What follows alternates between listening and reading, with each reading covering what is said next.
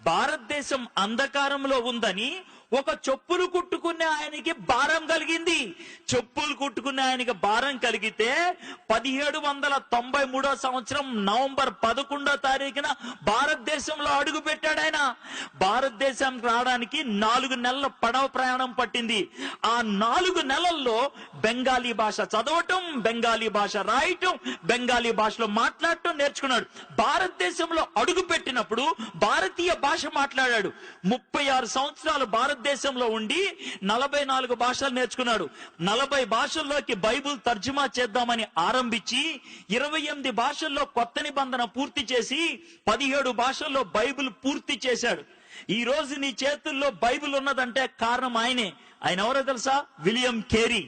ఒక్క William Carey 17 భాషల్లోకి Bible తర్జుమా చేసి నీ చేతుల్లో పెట్టాడు. అంతేనా? అక్కడితో ఆగిపోయాడా? నీ చేతుల్లో పెన్ ఉందంటే కారణం విలియం కేరీ. భారతదేశంలో మొట్టమొదటిసారిగా ఇంక్ తయారు చేసింది ఆయనే. జిందగీలో రైలు బండి ఎక్కినావంటే కారణం విలియం కేరీ. భారతదేశంలో మొట్టమొదటిసారిగా స్టీమ్ ఇంజన్ పెట్టింది ఆయనే. బ్యాంక్ లో పైసలు పెట్టినావా? కారణం విలియం కేరీ. భారతదేశంలో మొట్టమొదటిసారిగా బ్యాంక్ పెట్టింది ఆయనే. పొద్దున్నే లేచి ఈనాడు, జై తెలంగాణ న్యూస్ పేపర్ చదివినావా? థ్యాంక్స్ చెప్పాలి విలియం కేరీకి. భారతదేశంలో తొలిసారిగా భారతీయ భాషలో న్యూస్ పేపర్ ముద్రించింది ఆయనే. ఆడపిల్లలు కాలేజీకి పోతున్నారా? థ్యాంక్స్ చెప్పాల్సింది విలియం కేరీకి. భారతదేశంలో ఆడవాళ్ళ కోసం మొదటిసారిగా కాలేజీ పెట్టింది ఆయనే. మీ తాతయ్య చచ్చిపోయిన తర్వాత కూడా అమ్మమ్మ బతికుందా? థ్యాంక్స్ చెప్పాలి విలియం కేరీకి. సతీ అనే దాన్ని అంతమొందిచ్చింది ఆయనే. ఒక్కడు చేసిండి ఇదంతా. ఆయన ఈ లోకానికి వచ్చి చేసినప్పుడు ఆయనకి పెద్ద వెల్కమ్ పార్టీ ఇచ్చారనుకున్నారా? లేదు.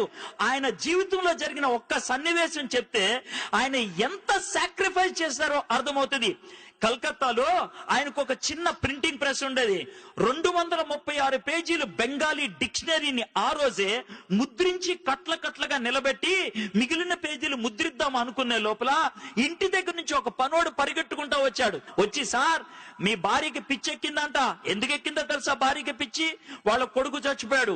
కొడుకు చచ్చిపోయినప్పుడు పాతి పెట్టడానికి ఎవరు రాకపోతే విలియం కేరీ ఒక్కడే శవాన్ని తీసుకెళ్లి పాతి పెట్టొచ్చాడు.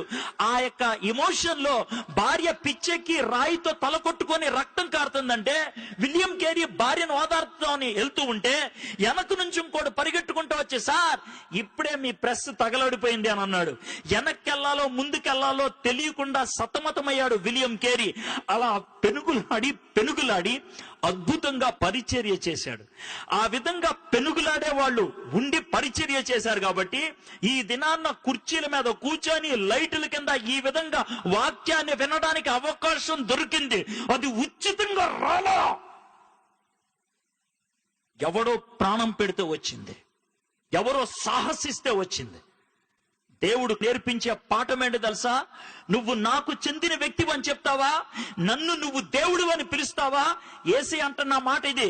మీలో నన్ను ఎవరైనా గురువు అని పిలవదలుచుకుంటే, నా శిష్యులు అవ్వాలి అనుకుంటే గుర్తుపెట్టుకోండి, ఒకటే ఒక కండిషన్.